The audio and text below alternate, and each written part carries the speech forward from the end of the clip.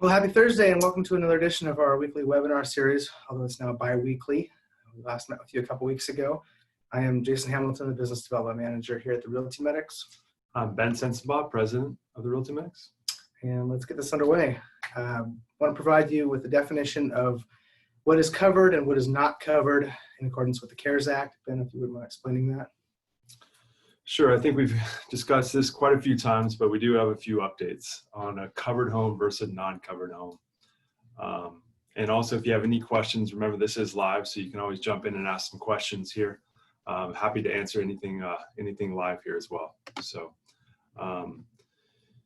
again, a covered and non-covered property, it depends on the CARES Act, and a covered property is anything that's backed by a mortgage. So any Freddie Mac, Fannie Mae, or a HUD-based mortgage is going to fall under the CARES Act, which is a covered property. So we cannot do anything until July 27th. At that point, we can issue a 30-day notice, and that will take us all the way until August 26th. Non-covered property, which is about 40% of the homes in all of Florida, are owned in cash, or it is a property that has non-traditional financing. So the major update of this, we thought on Monday when we left work, Monday the June 1st, we were going to start evictions for the non-covered properties on June 2nd, which is Tuesday. But Governor DeSantis issued a executive order at the last minute, which paused those evictions until July 1st. So what that means is, again, we're just pushed on pause again.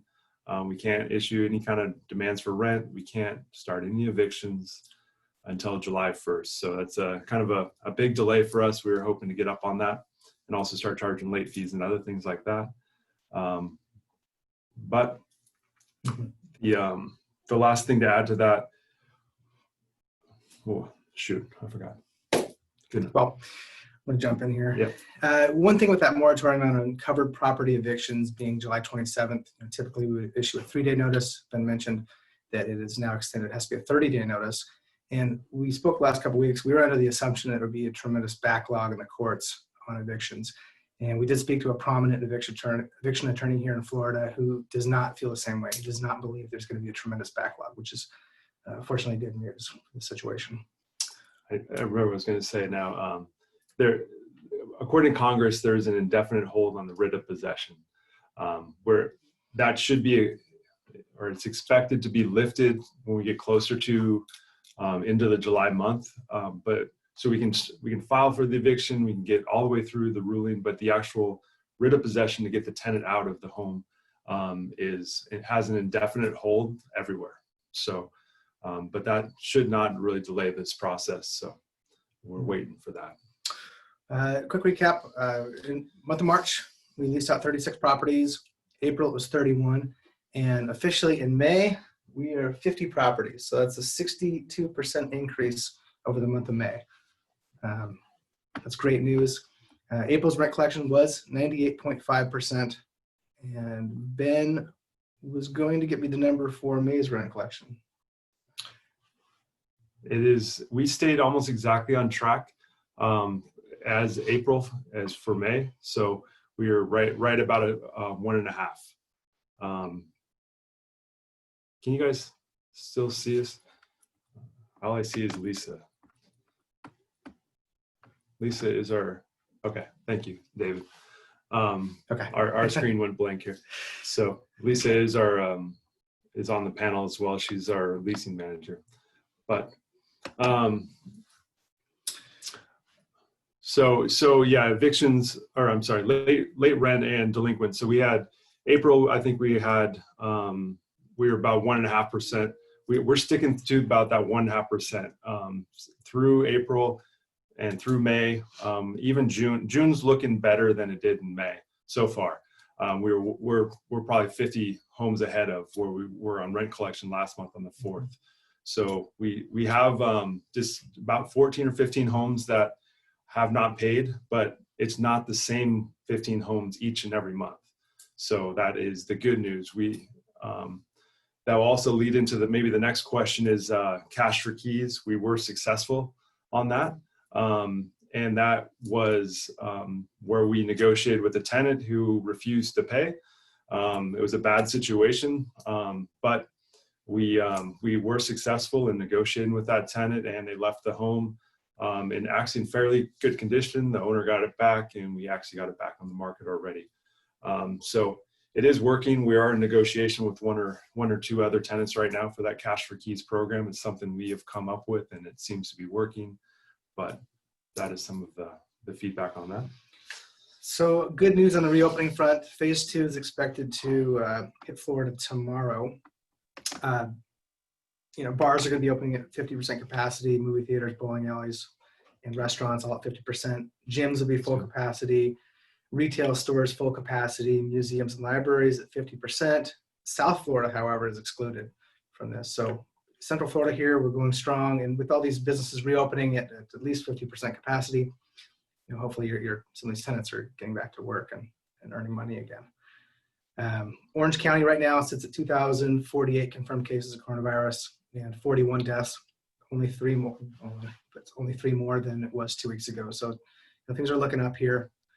The unemployment rate, the U.S. private sector lost 2.7 million jobs in May. Not particularly pertinent to Florida in particular here, but employment benefits claims, Florida sits at almost just over 206,000 claims, increase of 31,000 from last week. California, I know some of you investors are living in California, leads the nation with 230,000.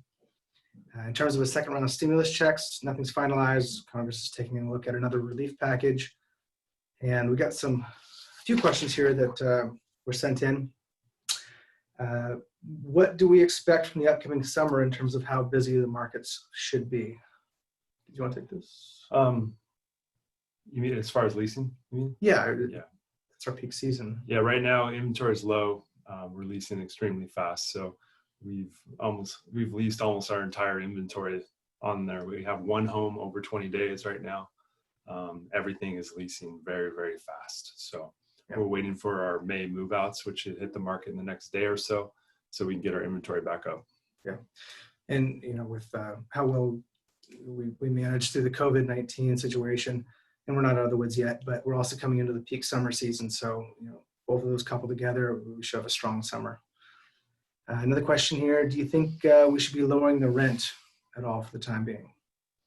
No, I think we're past that. I think we did that in end of March, and we did that in April just to be sure. We weren't sure the full effects of this, but right now we are increasing over last year.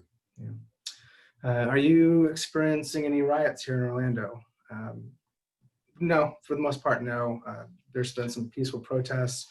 There were some buildings damaged. In fact, some buildings downtown have closed up shop for the time being. A couple of freeways were blocked off, but if you're not directly in downtown Orlando, you wouldn't know there was a problem. Next question: are the theme parks finalizing plans for reopening? If you could step aside for a second. Yeah, so phase 2 starts tomorrow. Universal is opening tomorrow. SeaWorld is next Thursday. Disney is a month out still, but Aquatica and Discovery Cove are also next Thursday as well. So it's only Magic Kingdom too. Magic Kingdom, yeah. So, at least we're on the path to reopening the economy. Okay. Any questions from the audience? So this next section, we wanted to start having some topics come in and talk about a little bit more in depth of what we do behind the scenes here and also as an owner, what you should expect or what's kind of happening behind the scenes, I guess. So we're going to start with the renewal process today. In a couple of weeks, we're probably going to have an attorney on, and we're going to talk about evictions and get all the way out through them, and then possibly to a move out, but talk to our construction manager, kind of really get a feel of what kind of has happened behind the scenes here at the Realty Medics. So with that, we have a few questions that were written in on this subject. If you have any questions as well, please pop them in here. So the topic here is how our lease expiration process works. And first question here is, we wanted to explain and give you a better understanding of how the Realty Medics handles a lease renewal. And we're going to throw a poll up here in the chat. polls. Hit polls. Here we go. Launch. Question here is, are you currently going through a lease renewal with us, or have you gone through a lease renewal in the past with us before? So if you don't mind chiming in there. Yes, 2 yeses, 3 yeses, 4 yeses, a couple not yets. I'll make this work on some activity. It's kind of cool. Awesome. All right. So great. A lot of you guys have gone through a lease renewal. Great. I just want to explain some of the stuff that definitely happens to get to that. Question here is, when should an owner expect to hear about renewing their tenants? Our lease renewal process starts at 120 days or around that time frame. At that point, we are going to get in touch with you, the owner, and we are going to make sure we understand what your plans are for the future. Make sure, selling or moving back in or something like that is not in the cards. We're going to also do a very in-depth analysis on your home. We're going to be looking at the tenant. We're going to be looking at the amounts due, balances due, and all kinds of other activities. But 120 days is really when we want to start that, about the 4-month period. Looks like the results of the poll were 82% have gone through a lease with us. So for whatever Great. That's worth. So Next question. I already know this, but this is just what happens to get to these answers. Next question is, what is involved in making a decision to renew a tenant? So there's a lot that goes into renewing a tenant. We are very proud to say that we're renewing around 68-69% of our tenants. Is well above the industry average. But communicating with that tenant and kind of understanding their needs and things is something we do all throughout the year. But when we actually come down, do we want to renew this tenant or not? We're looking at what is their current balance? Are they paid in full? If they're not, we're going to set up a payment plan with them to ensure we get all of those back rent or fees or whatever else is due. We want to make sure that there's no HOA violations out there, make sure they've paid any kind of work orders that were due that we charge back to them.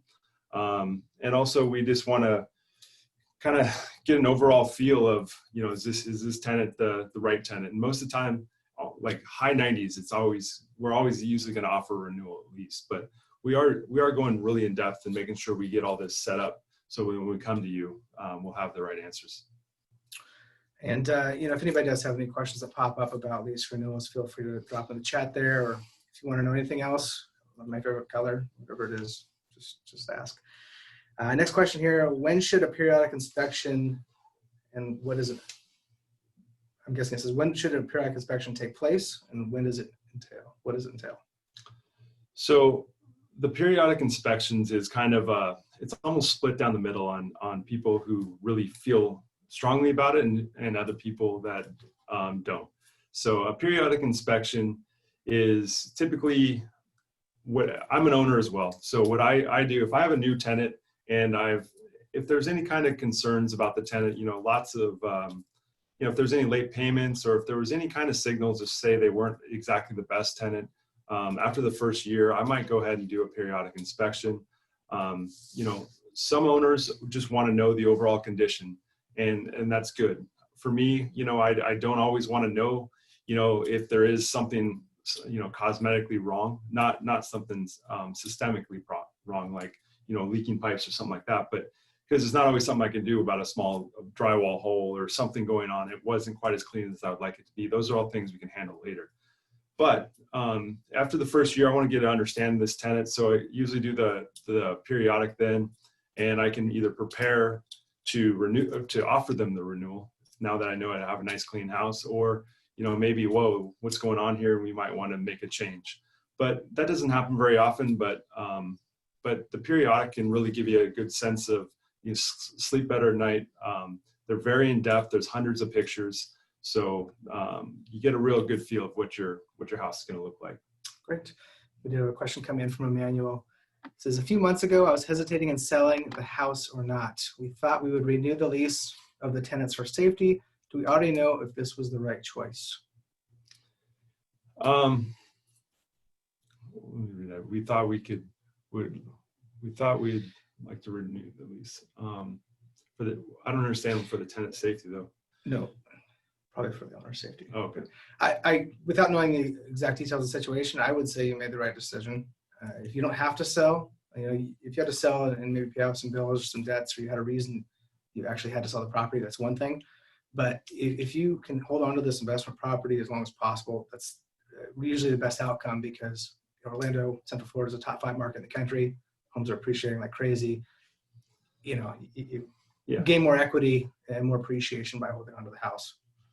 And depending on the house, some houses are going to trade or sell better with the tenant in place, and some are going to trade better with the tenant out of place, depending on the different neighborhood and the different markets. So, unless you had a plan for the use of those funds on another investment, we always do recommend keeping the tenant in place as long as possible, especially if they're a good paying tenant. That's always what we would always do. Another question here from David. Can I do a periodic before the renewal process? Yeah. I guess we call the renewal process something that it's just starting. So if you're unsure, when we ask at 120, 110 days about your lease is going to expire, what's new, you can choose at that time to do the periodic. If you'd like to know if the tenant is going to stay or not, which some owners do, and that's not a bad idea, then if they are not going to stay, then you should not do the periodic inspection. But if you are on the fence and you want to see, and let's say we talk about the price of the home and we offer a renewal to the tenant, and then they decide to stay, you can still go in and do a periodic inspection even after they are agreed to to stay another year. We haven't sent a lease yet, so you can always pull that back and say, no, never mind, or fix all these items. So you can go either way. All right, next question here. What should I expect for a price increase? So we always recommend a price increase, except for maybe the previous couple months with this pandemic. But always we increase the price $25 to $35. It's kind of a standard increase, and that will allow us, if the tenant stays 4 years, you're going to stay somewhat close to the market. But the market's probably always going to extend past what you're renewing them at. But you got to keep in mind that when a tenant moves out, you're going to have a home vacant for 30 days.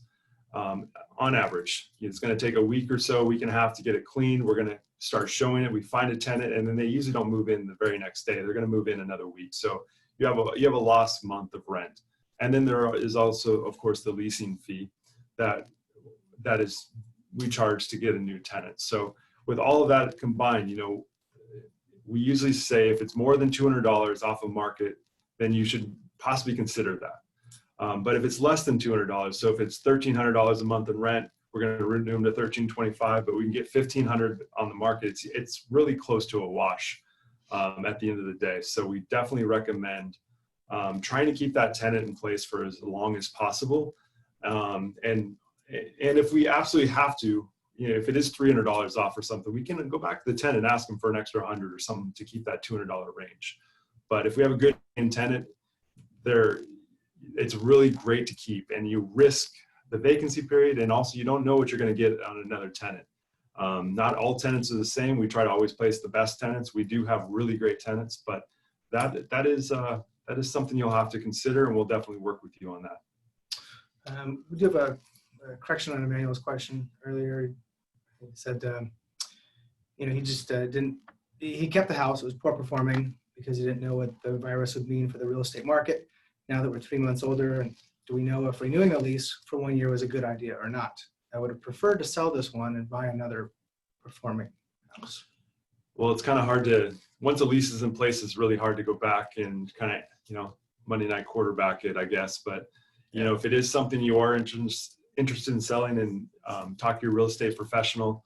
If you don't have one, we'll be happy to help you. But we could also always sell with the tenant in place. We sell those almost every month, and it's a really good, attractive buy.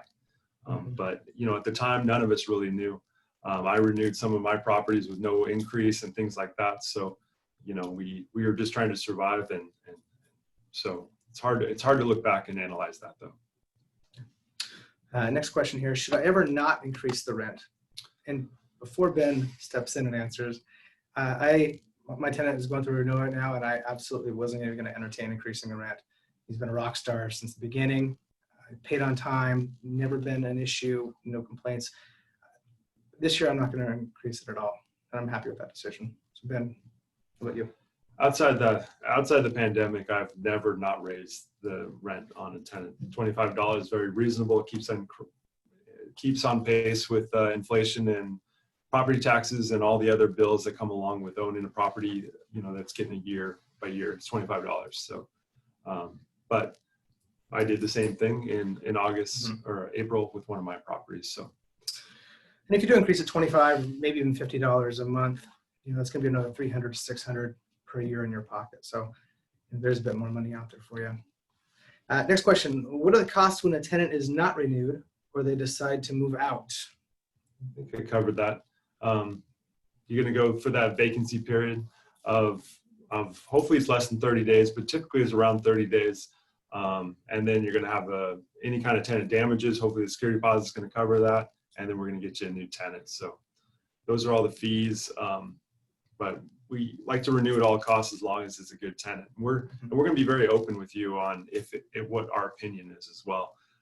We've been talking to them, we've been dealing with them. So, but it's pretty rare for us to say, let's not renew this person. All right. What is the best way to ensure my tenant renews? Great communication. Starts with, I guess, is from us. Communicating them and answering questions and stuff like that they have. From a landlord perspective, we don't need to do every single work order that they put in, but as long as things are progressing and we do, the required ones and, even an occasional nice one, a good gesture, that might not break the pocket bank. Those are all good things to do. Yeah, that's right. Sometimes we see owners just say no, no, no all the time. And if it's a reasonable request, you don't want the tenant to feel like they're not cared for, they're not being taken care of. They're more likely to stay long term if they feel like the landlord cares about them and is taking care of the property. And ultimately, that's going to be a cost savings for you by not paying a leasing fee and not experiencing a vacancy period. So if it's a reasonable request, $100, $200 every once in a while, just say yes. Makes everyone happy. Yeah, that recently happened. I had a tenant been there a couple of years, 3 years, and just the super rainstorms, they got hit and they couldn't get out of their front door and they just wanted gutters. And I think it was $250. I put them only on the front of the house, and they're more than grateful for that. So just every once in a while, it's okay to give back. All right, next question here. What if my tenant was late for a few months? If they're late and have paid, we'll put that in there. We'll look at the whole picture. We don't look at just one disqualifying item, but they have to be up to date on their rent. So if they miss one or two, that's one thing, but if they had constant non-sufficient funds or some late fees or something like that, that's been really, systemic, that's not somebody we're going to offer a renewal to. All right. When do you not renew a tenant? Did I just say that? Yeah, I think so. No, I was late for a few months. Late for a few months, same. Okay, all right. So that's pretty close to the same thing. Balance due. They failed the periodic inspection. They're not taking good care of the house. They have HOA violations. They have too many cars parked there. Something. They're just a constant pain to deal with. Is someone you probably don't want to recommend renewing to. Mm-hmm. What if a tenant asks for a month-to-month extension?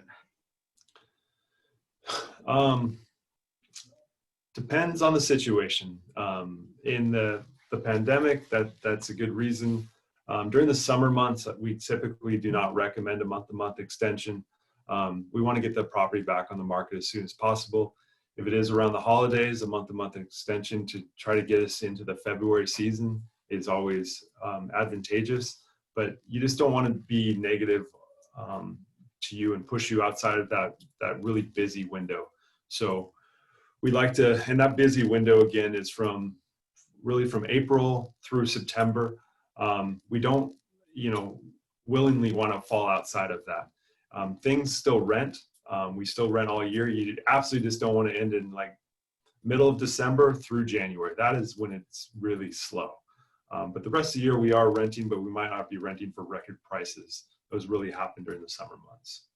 And we have a question coming in from Beata. I know you. What is a realistic expectation on wear and tear after 2 to 3 years with the same tenant on site? That's a good question. That's a good question.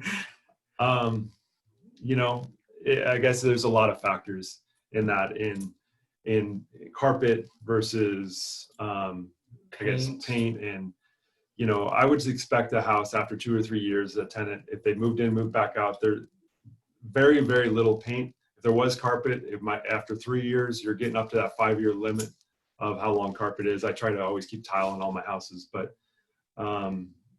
everything else, you shouldn't really see a whole lot of wear and tear after 2.5, 3 years in a house. We don't typically see it.